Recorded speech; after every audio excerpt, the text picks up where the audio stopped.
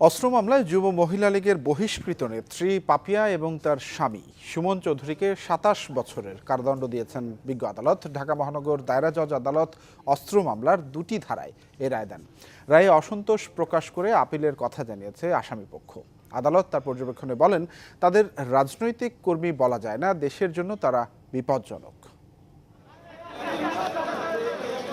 ফেব্রুয়ারিতে শাহজালাল বিমানবন্দর থেকে যুব মহিলা লীগের বহিষ্কৃত নেত্রী পাপিয়া পিউকে গ্রেপ্তার করে র্যাব।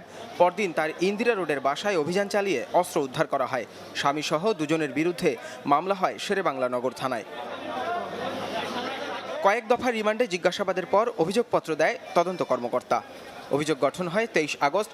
১.৫ মাসেরও কম সময়ে যুক্তিতর্ক শেষ হলে সোমবার পাপিয়া দম্পতিকে অস্ত্র আইনের দুটি ধারায় ২০ বছর ও ৭ বছর করে কারাদণ্ড দেন মহানগর দায়রা বিচারক KM ইমরুল কায়েস।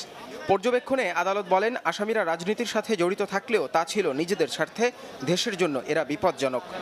এই মামলার সর্বোচ্চ শাস্তি হচ্ছে যাবজ্জীবন কারাদণ্ড, কিন্তু যেহেতু তারা হাজব্যান্ড এবং ওয়াইফ, তারা একই পরিবারের, এই জন্য আদালত সেটা অনুকম্পা করেছেন, তাদেরকে যাবজ্জীবন না দিয়ে ২০ বছর এবং ৭ বছরের মোট ২৭ বছরের কারাদণ্ড দেওয়া হয়েছে। আসামিপক্ষের আইনজীবীদের দাবি, মামলায় ত্রুটি থাকার পরও এমন সাজা দেওয়া হয়েছে। এর বিরুদ্ধে আপিলের কথাও জানান তারা।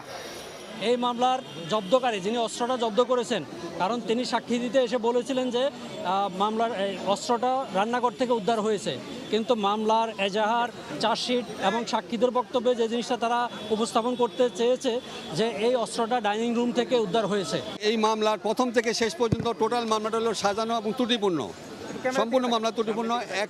একদিনের জন্য যেটা সাজা হতে পারে না, সেটাকে অলরেডি ২০ বছরের সাজা এবং বুলেটের জন্য আরও ৭ বছর দেওয়া হয়েছে।